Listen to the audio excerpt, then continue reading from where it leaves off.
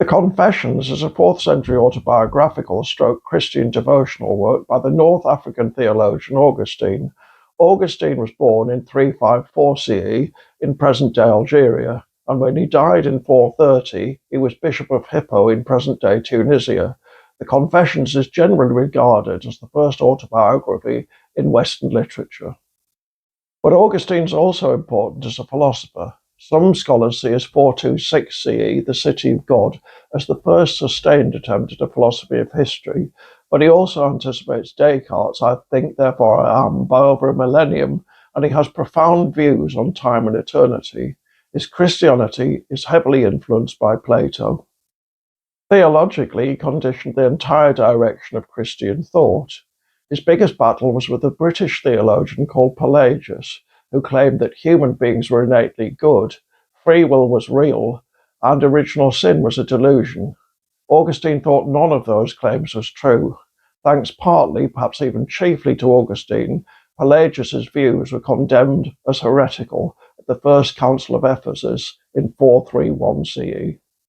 While the Church never adopted Augustine's views in their entirety, he was quickly canonized. Thomas Aquinas was heavily influenced by him, although he ditched Plato in favor of Aristotle as the faith's main philosophical buttress, as were Martin Luther and John Calvin and the Protestant reformers generally. The Confessions consists of 13 chapters and was written probably sometime in the last 3 years of the 4th century. It was originally meant to be read aloud.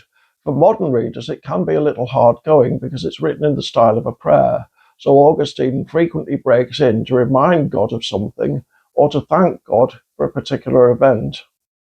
Chapter 1 deals with the author's birth and childhood. Chapters 11 to 13 are philosophical and answer the question of what God was doing before he created the world by claiming that there wasn't a before. Time is part of creation. In between, we get the story of Augustine's sinful life, then his conversion to Christianity. One of the reasons he believes in original sin, the idea that we're all born sinful, having somehow inherited sin biologically as a necessary condition of our descent from Adam and Eve, is that he recognized it in his own life. When he was a child, for example, he and his friends stole some pears, just for the sake of stealing them. Prior to being a Christian, he was a teacher of rhetoric, and he belonged to a religion called Manichaeism. When he was young, Manichaeism rivaled Christianity in terms of numbers of adherents, intellectual prestige, and geographical distribution. It taught that the universe is characterized by a war between a world of light and a world of darkness.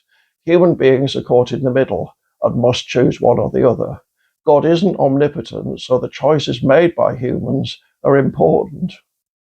Augustine's particularly tormented by the lusts of the flesh, but he's eventually converted partly through the influence of his Christian mother, but also by listening to the sermons of Bishop Ambrose in Milan. What makes the Confessions important for the general reader is Augustine's undeniable historical importance. This is the story of one of the most influential thinkers of the Christian era. Whether it's inspirational or not, that's for you to decide.